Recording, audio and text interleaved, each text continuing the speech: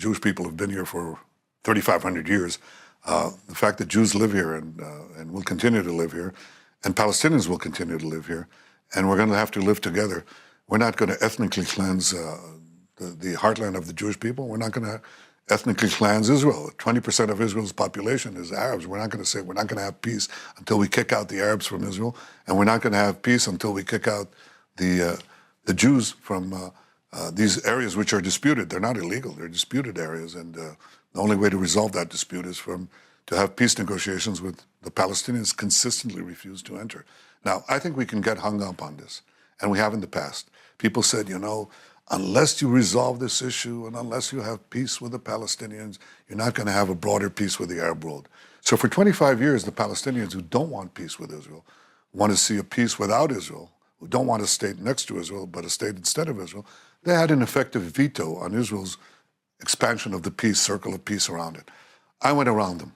I went directly to the Arab states and forged with a new concept of peace for peace, peace through strength. I forged 4 historic peace agreements. The Abraham Accords. The Abraham Accords, which is twice the number of peace agreements that all my predecessors in 70 years got combined. Well, let me ask you about it, because I know you're so committed to the Abraham Accords, which are a huge achievement by President Trump and by you.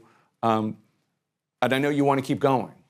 What happens when, let's say the big prize is, I know Sudan's on the table, some of these Southeastern Asian countries are on the table, but the big prize is Saudi Arabia, obviously.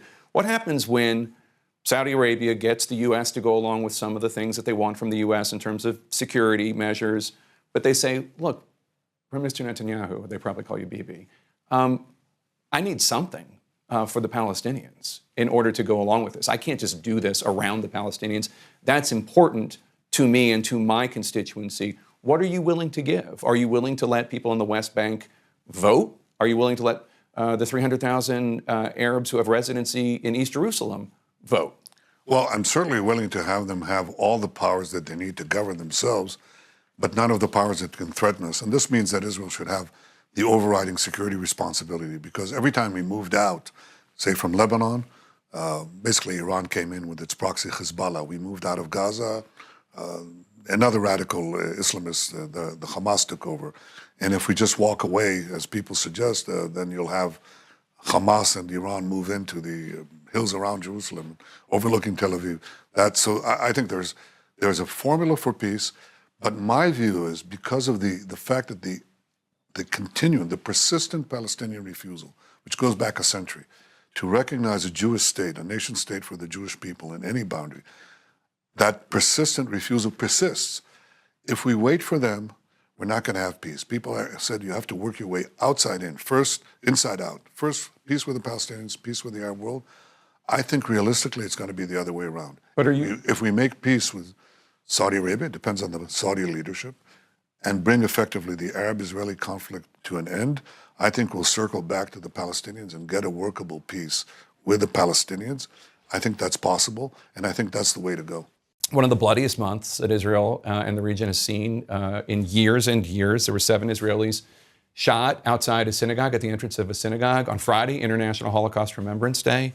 That was one day after 10 Palestinians were killed after a raid in the West Bank, during a raid in the West Bank in Jenin.